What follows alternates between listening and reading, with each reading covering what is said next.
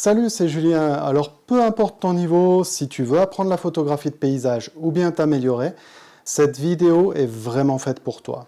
Je t'explique dans cette vidéo ce que tu dois apprendre en fonction de ce que tu sais déjà et je te donne même l'ordre le plus efficace pour apprendre et puis pour évoluer en photographie de paysage.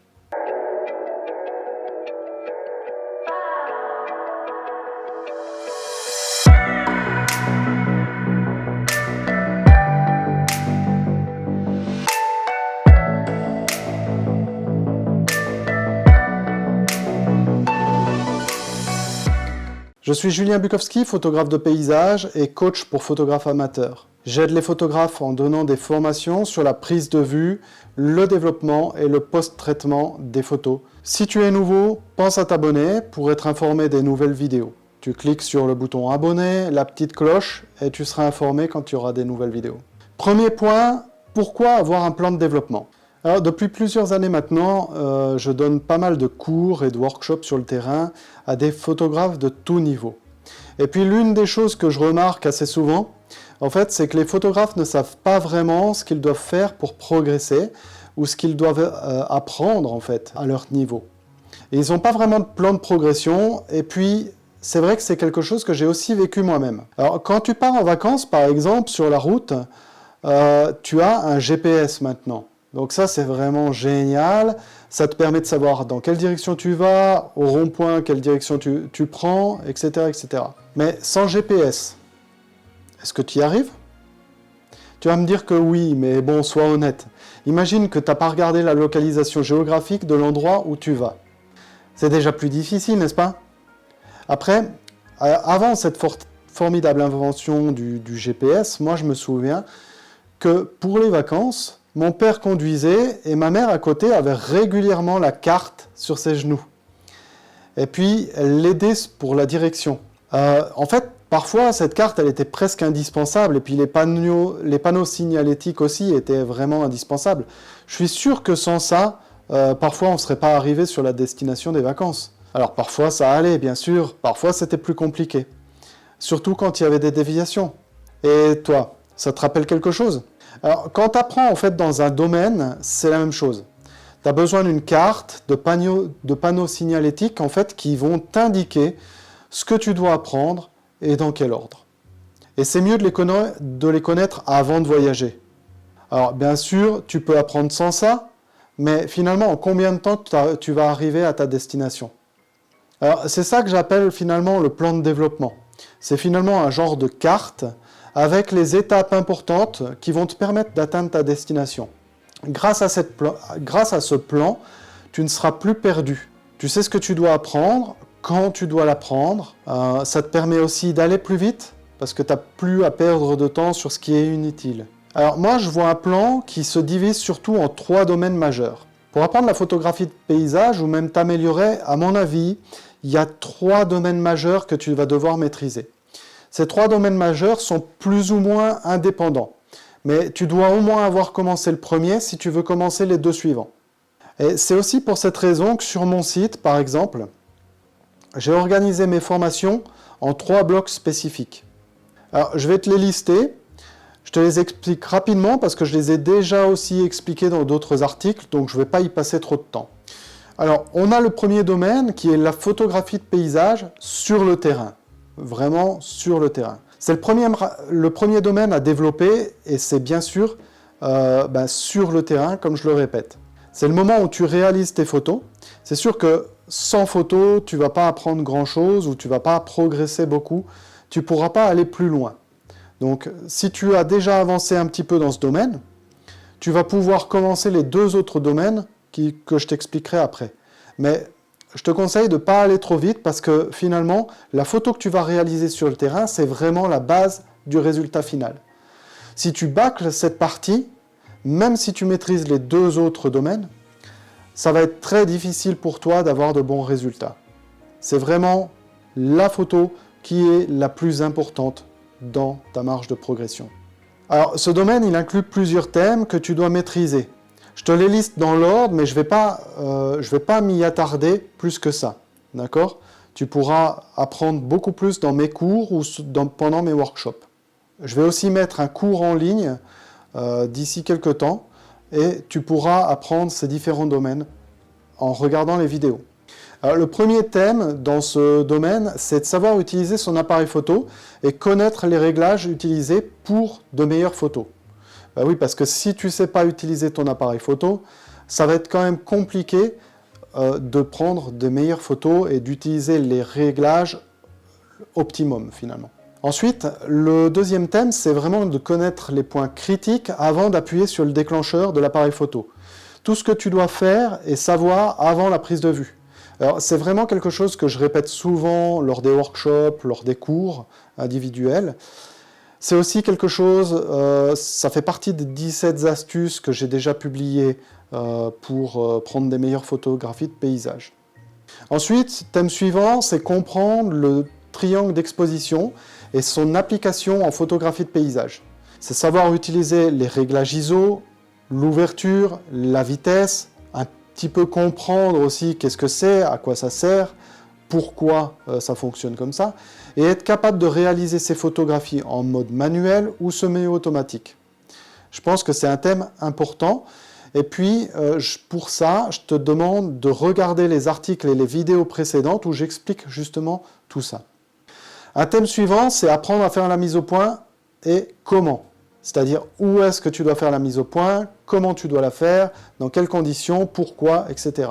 Ensuite, tu dois apprendre la composition, débutant, médium, avancé, et puis savoir l'appliquer. Ben oui, il y a pas mal de règles de composition.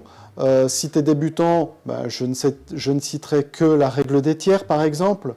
Et j'explique un petit peu toutes ces règles de composition pendant mes workshops et mes cours individuels. Je ne vais pas m'étendre sur le sujet parce qu'on pourrait en faire des vidéos pendant des heures et des heures. Ensuite, le thème suivant à maîtriser, c'est connaître les différentes photos que tu vas devoir réaliser sur le terrain pour obtenir la photo finale à la maison. En fait, souvent, on va réaliser plusieurs photos sur le terrain, et au final, pour en avoir une seule, avec un assemblage de ces photographies-là. C'est le cas, par exemple, si tu prends un coucher de soleil, la plage dynamique va être tellement élevée que tu vas devoir prendre plusieurs photos à des expositions différentes. Bref, dans plusieurs conditions, je ne vais pas m'étendre là-dessus, mais il faut que tu saches comment réaliser ces différentes photos, et puis il faut que tu les réalises pour pouvoir avoir ta photographie finale. Ensuite, le thème suivant, c'est savoir utiliser les filtres et comprendre à quoi ils servent. Quand est-ce que tu dois utiliser un filtre polarisant, quand est-ce que tu dois utiliser un filtre ND par exemple. C'est quelque chose que j'ai expliqué dans ma vidéo précédente et dans mon article précédent. Je t'invite justement à regarder à nouveau cette vidéo sur le matériel photo. Tu comprendras pourquoi j'utilise uniquement deux filtres, deux types de filtres, je vais dire, et quels sont-ils et pourquoi. Le thème suivant que tu peux commencer aussi à maîtriser, c'est être capable de faire des photos de nuit. Donc c'est un thème qui est assez sympa quand on commence à progresser en photographie, pendant les vacances surtout. Même chose, être aussi capable de faire des photos de la Voie lactée. Donc ça, c'est des choses aussi que j'apprends, que j'explique en cours individuel ou en workshop photo sur la Voie lactée. Donc n'hésite pas à t'inscrire si ça t'intéresse. Alors le deuxième domaine sur lequel il faut que tu t'améliores et que tu progresses, c'est le développement photo. Alors tu sais qu'à partir du moment où tu prends tes photos en format RAW, tu vas devoir commencer à développer tes photographies. Et ce développement peut être réalisé dans de nombreux logiciels, même si je te conseille vivement Adobe Lightroom. D'ailleurs, lis l'article sur le développement photo pour en savoir plus. Parce que je ne vais pas trop m'étendre non plus sur le développement photo ici, mais je t'explique exactement pourquoi tu dois développer tes photos, pourquoi tu dois shooter en RAW par exemple aussi, et puis qu'est-ce que c'est que le format RAW, etc. Donc je te laisse voir cette vidéo. Je vais aussi te lister, même chose que pour la photographie sur le terrain, je vais aussi te lister un petit peu les thèmes principaux sur lesquels tu dois évoluer, sur lesquels tu dois te former pour ton développement photo, et quels sont ces thèmes en fait, dans quel ordre, et qui vont te permettre en fait d'améliorer ta photographie et puis même ce qu'on appelle le workflow de post-traitement ou le workflow de développement, c'est-à-dire en fait les différentes étapes pour arriver de ta photo lors de la prise de vue jusqu'à ta photo finale. Alors, le premier thème, c'est d'apprendre à t'organiser efficacement avec tes fichiers photos. En fait, j'explique dans un autre article comment organiser tes fichiers photos, c'est-à-dire que finalement, je ne mets pas mes fichiers photos à la même place si je viens de les prendre, si je viens de les sortir de l'appareil photo, ou si je viens de les développer, par exemple, dans Adobe Lightroom, ou encore si je viens de les post-traiter avec Adobe Photoshop. Ça me permet en fait d'avoir... J'ai une organisation, une structure bien définie. Alors, tu n'es pas obligé de prendre la même, mais j'ai une structure bien définie qui me permet de savoir où j'en suis dans mon process, et puis de ne pas mélanger où j'en suis, de retrouver mes photos, de pouvoir les reprendre plus tard, de refaire le développement par exemple, et de rien perdre au final. Un autre point important, un autre thème important, c'est la sauvegarde de tes photos. Donc j'explique aussi dans un cours vidéo qui va sortir prochainement, comment sauvegarder ces photos, donc où les sauvegarder, comment sauvegarder le catalogue de Lightroom, comment sauvegarder tous les fichiers Lightroom, les fichiers de développement, etc. etc. Alors je t'explique tout ça, comment les sauvegarder et à quelle fréquence, etc. Je t'explique vraiment pas à pas tout ça. Donc c'est dans une prochaine vidéo, un prochain cours vidéo. Ensuite, le prochain thème important, c'est l'importation de tes paramètres, l'importation de tes photos dans Adobe Lightroom, par exemple, avec des paramètres optimisés. Il faut savoir que quand tu importes tes photos, tu peux changer, en fait, certains paramètres dès l'importation. Et c'est super intéressant parce que ça te fait gagner finalement énormément de temps après. Le thème suivant, c'est la correction de la balance des blancs. En effet, c'est une des premières choses que tu peux faire dans Adobe Lightroom, c'est de corriger ta balance des blancs. Et puis, c'est super intéressant de le faire à ce moment-là, parce que si tu le fais au moment du développement photo, eh bien, tu n'as pas à le faire pour le post-traitement, et bien sûr, tu n'as pas à le faire pendant que tu prends la photo. Ce qui serait extrêmement long de changer à chaque fois ta balance des blancs. Ensuite, le thème suivant, c'est vraiment l'ajustement de base. Quels sont les ajustements de base que tu vas faire dans Adobe Lightroom? Donc ça, c'est aussi quelque chose que tu dois maîtriser et c'est vraiment pas compliqué. Ensuite, le point suivant, le thème suivant, c'est la saturation, la vibrance. Quelle est la différence entre les deux? Comprendre la texture, la clarté et en fait un petit peu toutes les spécificités.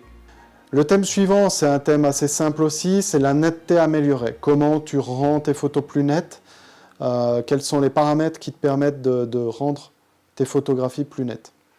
Ensuite, un autre thème que tu dois maîtriser, c'est l'utilisation du split toning qui peut être intéressante dans certaines conditions, notamment par exemple pour les couchers du soleil.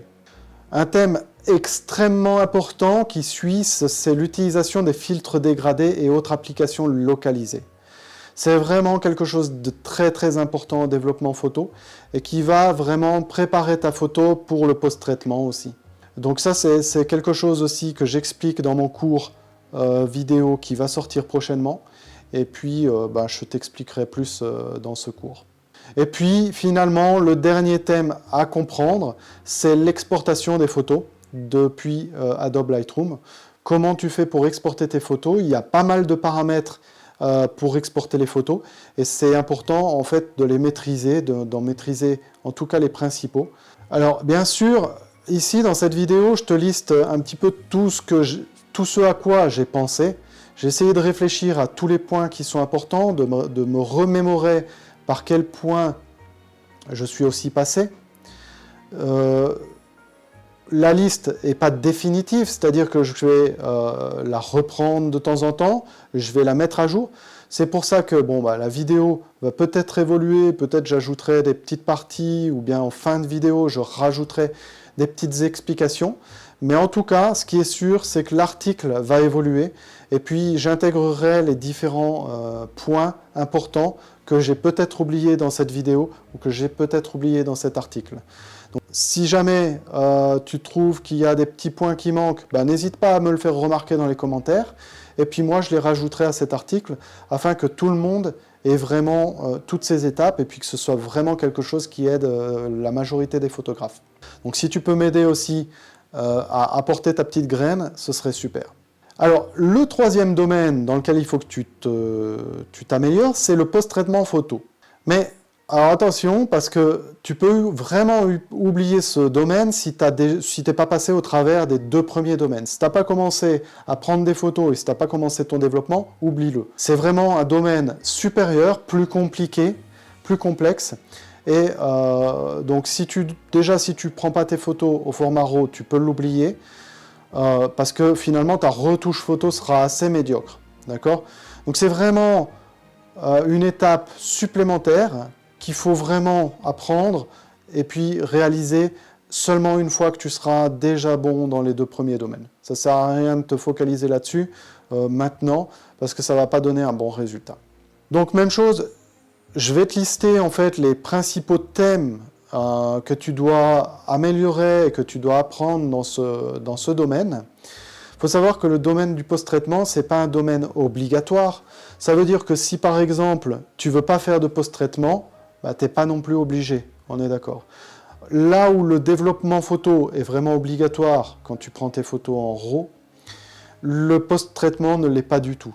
Maintenant, c'est un petit plus, je dirais, qui va te donner des photos qui vont sortir du lot, qui vont être vraiment différentes de n'importe quel autre photographe. Et surtout aussi, c'est ce qui va te permettre d'appliquer encore plus ton style photographique. Donc le premier thème à prendre en considération, c'est comprendre comment fonctionne ton logiciel photo. Par exemple, admettons que tu utilises Adobe Photoshop, comprendre comment il fonctionne. Et puis c'est aussi quelque chose que j'explique encore dans ce cours vidéo qui va sortir prochainement. Mais je te tiendrai au courant, ne t'inquiète pas. Le deuxième thème, c'est bien sûr comprendre l'utilisation des calques. C'est vraiment une des fonctionnalités importantes d'Adobe Photoshop. Donc voilà, je pense que c'est important d'utiliser les calques et de savoir comment ça fonctionne. Le thème suivant, c'est comprendre les masques de fusion. Tu peux faire tellement de choses avec les masques de fusion que ce serait vraiment dommage de te priver de ça. Donc vraiment apprendre comment ça fonctionne, etc. C'est aussi quelque chose que j'ai expliqué déjà dans d'autres vidéos. Donc n'hésite pas à regarder un petit peu les vidéos que j'ai sorties, les articles que j'ai sortis. Un thème important, bien sûr le recadrage, parce que souvent, en fait, on prend des photos d'un cadrage qui est différent du cadrage final. L'objectif étant de pouvoir recadrer ou alors d'enlever la distorsion. Tu sais que quand on enlève la distorsion, tu as un risque de perdre une certaine partie de tes photos. Et puis du coup, finalement, on cadre plus large pour pouvoir enlever cette distorsion et perdre cette petite partie de photo sans que ça n'inquiète notre cadrage final finalement. Un thème important, et je l'explique aussi dans d'autres vidéos gratuites, c'est le redressement de l'horizon, la correction des perspectives aussi. Ça, c'est quelque chose qui est assez simple, que tu peux faire aussi dans Adobe Lightroom. Tu peux le faire carrément au niveau du développement, mais tu peux le faire en post-traitement, et moi je te conseille de le faire au niveau du post-traitement. La correction des défauts, encore quelque chose que tu peux faire en développement ou en post-traitement. Je te conseille aussi de le faire en post-traitement. Je t'expliquerai pourquoi. L'utilisation de Camera Raw. Camera Raw, c'est un petit peu l'Adobe Lightroom de Photoshop. Si tu n'utilises pas Adobe Lightroom, tu peux développer tes photos dans Camera Raw. C'est tout à fait possible. Je te conseille de le maîtriser parce que dans certaines conditions, on va l'utiliser en post-traitement aussi. Encore un thème important, la modification des couleurs. C'est vrai que parfois on n'a pas des couleurs qui sont vraiment précises par rapport à ce qu'on a vu. Donc c'est important de savoir agir là-dessus. Une technique importante à maîtriser dans Photoshop, c'est le Dodge and Burn. C'est vraiment quelque chose qui va te permettre d'améliorer drastiquement tes photos et de créer un certain style.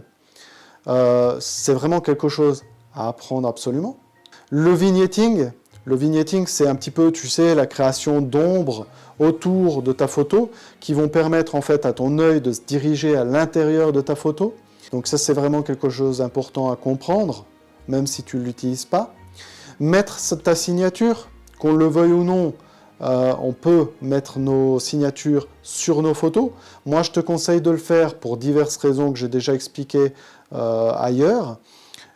Tu n'es pas obligé, mais voilà, c'est bien de savoir comment le faire. Ensuite, un thème important à connaître aussi, c'est l'export et la sauvegarde des photos. Il y a des choses importantes à savoir quand tu exportes et tu sauvegardes tes photos dans Photoshop. Déjà, pour réduire la taille, enfin pour limiter, je voudrais dire plutôt, limiter la taille de tes photos, limiter la perte de données, etc., etc. Donc ça, c'est toutes des choses qui sont importantes de savoir. Ensuite, il y a aussi quelque chose qui est important, c'est le blending ou l'assemblage de photos.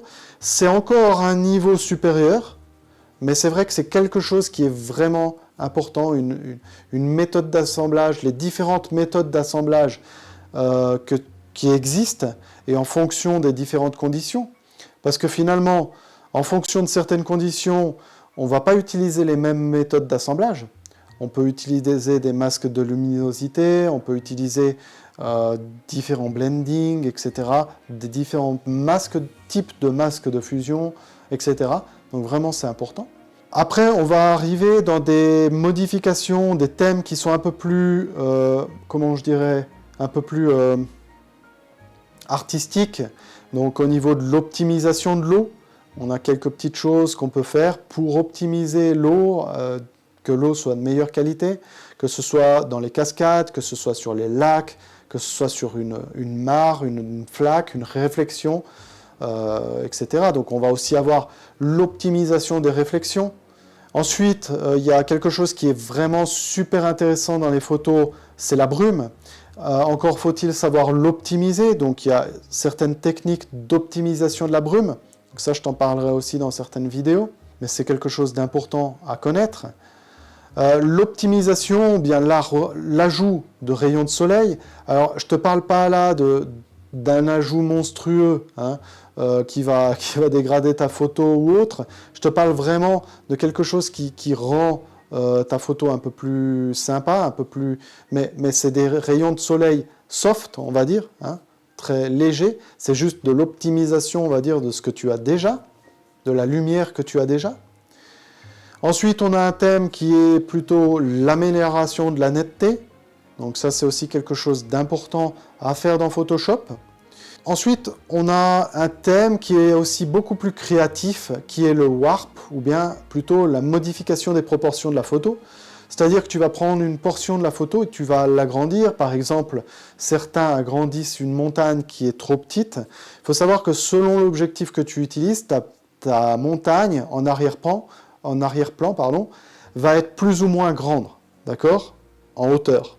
C'est des techniques que j'explique, par exemple, lors de mes workshops, mais voilà, c'est quelque chose sur lequel tu peux agir, finalement, directement dans Photoshop. Tu peux agir dessus avec l'objectif, ou alors plus tard dans Photoshop. Ensuite, on a le focal stacking, donc ça c'est pareil, c'est de l'assemblage de différentes focales. C'est toujours bon à connaître, même si tu ne le fais pas, si tu ne veux pas aller jusqu'à ce type de modification, par exemple. Important à connaître, c'est l'utilisation des masques de luminosité. Alors, ces masques de luminosité sont des nouvelles techniques qui te permettent de faire pas mal de choses. Je ne vais pas rentrer dans le détail de tout ce que tu peux faire avec, mais c'est vraiment super ce que tu peux faire. Ensuite, on a l'utilisation du contraste localisé. Alors ça, c'est quelque chose que tu dois absolument faire, je dirais, sur tes photos. Le contraste localisé, c'est quelque chose qui est vraiment très important. Ne pas appliquer le même contraste sur tes tons clairs, tes tons foncés, etc. C'est vraiment une des bases, je dirais. Donc ça, c'est un thème à maîtriser absolument en post-traitement. Ensuite, en post-traitement, un thème que j'adore, c'est l'amplification ou l'ajout de couleurs. Alors, c'est pas tant l'ajout de couleurs, mais surtout l'amplification. Comment tu fais pour amplifier les couleurs qui étaient présentes. Parce que par exemple, quand tu rentres à la maison en format RAW, tu sais que tu vas avoir beaucoup moins de couleurs. Donc comment rajouter les mêmes couleurs. Il y a aussi quelque chose que j'aime aussi, c'est l'amélioration de la saturation localisée. Donc là, c'est pareil, c'est ajouter un peu plus de couleurs aussi sur certains éléments qui n'en ont pas assez. Donc ensuite, on a aussi un thème qui est un petit plus, on va dire, c'est le travail des ombres. Hein, c'est un petit truc supplémentaire. On a ensuite un truc que j'aime bien aussi, c'est le Dodge and Burn amélioré. Donc ça, c'est une technique aussi qui donne des super résultats. On a ensuite l'amplification ou la simulation de la lumière, l'amplification aussi de l'atmosphère. Donc ça, c'est un truc, c'est une technique vraiment qui donne des résultats impressionnants. Ça donne une qualité de lumière vraiment incroyable. Et puis, ça métamorphose complètement tes photos. Donc ça, c'est plus artistique, on va dire, mais c'est vraiment super. L'Orton Effect, donc l'effet Orton, c'est quelque chose que tu as peut-être déjà entendu parler. Donc ça, c'est important de le maîtriser. Et puis, les différents plugins aussi qu'on va utiliser avec Photoshop. Donc, je ne vais pas te les lister ici parce que ça ferait un petit peu une vidéo un petit peu trop longue. Mais donc, voilà, c'est aussi quelque chose qu'il faut maîtriser, savoir lesquels utiliser, comment, quand, etc., etc. Alors, je te mets aussi sur l'article qui est lié à cette vidéo, je te mets le plan en image. Comme ça, tu peux le visualiser, tu peux visualiser un petit peu chaque étape. Et ça te permet de savoir où tu dois te focaliser, en fait. Où tu dois te focaliser, où tu dois progresser, qu'est-ce que tu dois apprendre ensuite. Et puis un petit peu où est-ce que tu te situes, en fait, dans ces trois domaines majeurs. En fait, où est-ce que tu te situes? Et puis, quelle technique tu connais déjà, quelle technique tu maîtrises ou quelle technique tu devrais améliorer. Donc, n'hésite pas à aller sur l'article. Je mettrai l'article dans la description si tu ne l'as pas vu. Et puis, ça te permettra justement de visualiser cette photo, cette image de tout ce qu'il faut maîtriser, et des trois domaines entiers. Mais alors maintenant, comment développer ces trois domaines? Je pense que c'est la question que tu te poses, c'est la question que de nombreux photographes amateurs se posent. Alors je vais t'expliquer maintenant comment les développer. Alors le premier moyen en fait pour apprendre, c'est un petit peu de tester un petit peu tout. De chercher bien sûr des tutos sur YouTube, de passer ton temps à chercher plein de cours, etc. C'est pas vraiment ce qui va t'aider. En fait, bien sûr, tu peux pratiquer, mais en fait, ça va être assez long. D'accord? Je le sais bien moi-même, il faut un certain temps pour maîtriser tout ça. Donc, tu peux apprendre tout seul, mais c'est vrai que ça va prendre un petit peu de temps. Le deuxième moyen, c'est justement la raison pour laquelle tu es ici. C'est d'apprendre par rapport aux autres, d'apprendre de ce que font les autres, de l'expérience des autres, d'apprendre par ceux qui sont déjà passés par là, et puis aussi d'apprendre de leurs échecs dans l'idéal. Et je pense que c'est aussi pour ça que tu regardes cette vidéo, ou bien que tu as lu cet article qui est lié à cette vidéo, et c'est aussi peut-être pour ça que tu as vu toutes mes autres vidéos ou que tu lis tous mes autres articles. Je suis sûr que tu as déjà appris pas mal de choses aussi si tu fais ça et que ça t'a aidé pas mal dans ta pratique de la photographie de paysage. D'ailleurs, n'hésite pas à me le dire en commentaire, ça m'intéresse énormément. Peut-être même que grâce à ces articles, tu as vu ton niveau s'améliorer drastiquement. Alors n'hésite pas à me le dire, n'hésite pas à témoigner, ce serait vraiment super. Eh bien, c'est exactement ça. En fait, apprendre des autres en lisant des articles de qualité, en suivant des cours gratuits ou payants, mais toujours de qualité.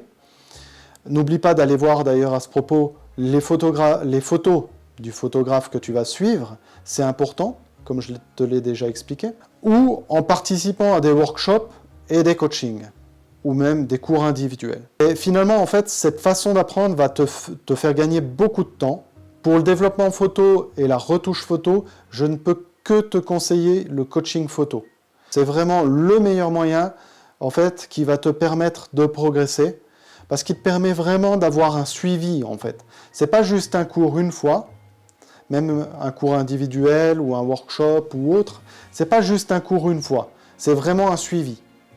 Ça va te permettre d'avoir un suivi en fait, tout au long de ta progression. Et d'ailleurs, à ce sujet, je vais ouvrir un coaching de groupe. Donc reste attentif, inscris-toi sur mon site pour être informé quand est-ce que ce coaching de groupe va être ouvert, parce que ça va être un coaching de groupe avec un certain nombre de personnes, un nombre limité de personnes. Donc ce sera 5 personnes, je crois, qui seront autorisées à joindre le coaching, et puis pas plus. Donc c'est vraiment intéressant, c'est quelque chose qui va vraiment te faire progresser à fond. Voilà, alors j'espère que cette vidéo t'a intéressé, te permet de savoir où tu en es en photographie de paysage, quel est ton niveau un petit peu, et qu'est-ce que tu dois encore apprendre, quelle technique tu dois encore apprendre pour progresser. Ce qu'il faut savoir aussi, c'est que la photographie de paysage, l'apprentissage n'est jamais terminé. Tu vas progresser dans ces 3 domaines, mais tu vas comprendre, apprendre ces techniques, mais tu peux toujours t'améliorer. Et moi-même, je m'améliore toujours et encore. Tu vas aussi ajouter d'autres techniques, et bien sûr, comme je t'ai dit, ce nombre de techniques n'est pas définitif. Je vais ajouter d'autres techniques dans cet article. J'essaierai aussi de les ajouter à cette vidéo, ou je ferai d'autres vidéos. Mais voilà, ce qu'il faut bien savoir, c'est que c'est évolutif. Tu vas évoluer, tu vas ajouter des nouvelles techniques dans ta pratique, tu vas apprendre des nouvelles techniques, tu vas les améliorer aussi. Une fois que tu les auras apprises, tu vas avoir plusieurs degrés d'amélioration de ces techniques. Certaines techniques aussi, tu ne les utiliseras plus, parce qu'elles seront moins intéressantes que d'autres, par exemple. Donc voilà, et si tu veux continuer à apprendre, à progresser avec ces diverses techniques, n'hésite pas à t'inscrire, suis mes articles, suis mes vidéos, je vais te donner, je vais t'apprendre, je vais te fournir de nouvelles techniques parmi toutes les techniques que j'ai énumérées ici, et même beaucoup d'autres techniques aussi. Je vais t'expliquer pas mal de choses gratuitement. Je vais aussi faire un cours pour avancer beaucoup plus vite, donc je vais te sortir un cours vidéo bientôt, je te l'expliquerai, je te le dirai quand il sortira. Donc dans cette vidéo, j'ai tenté vraiment de référencer tous les points que je trouve importants pour progresser dans la photographie, mais comme je t'ai dit, j'en ai peut-être oublié certains. N'hésite pas à me le dire si tu penses à certains points importants. Mets-le-moi en commentaire, je les rajouterai aussi dans l'article. Et puis, comme je t'ai dit tout à l'heure, c'est vraiment super important en fait que tu apportes aussi ta graine à cet article, à cette vidéo, parce que c'est grâce à toi, grâce à moi, qu'on va réussir à aider encore plein d'autres photographes amateurs comme toi. Et c'est pour ça que sur ce coup-là, j'aimerais bien ne pas être tout seul. Voilà. Donc je compte sur toi. N'hésite pas à mettre tes commentaires, à liker aussi, à aimer la vidéo. Et puis je te dis à bientôt dans une autre vidéo ou dans un autre article. En attendant, progresse, regarde mes autres vidéos, essaye d'apprendre un petit peu plus pour t'améliorer. Prends des super photos, c'est l'été, c'est les vacances, profite pour prendre des super photos. Même si le temps n'est pas encore super, n'hésite pas, sors, profite. Et puis, je te dis à bientôt dans une autre vidéo, alors on progresse ensemble. Allez, ciao!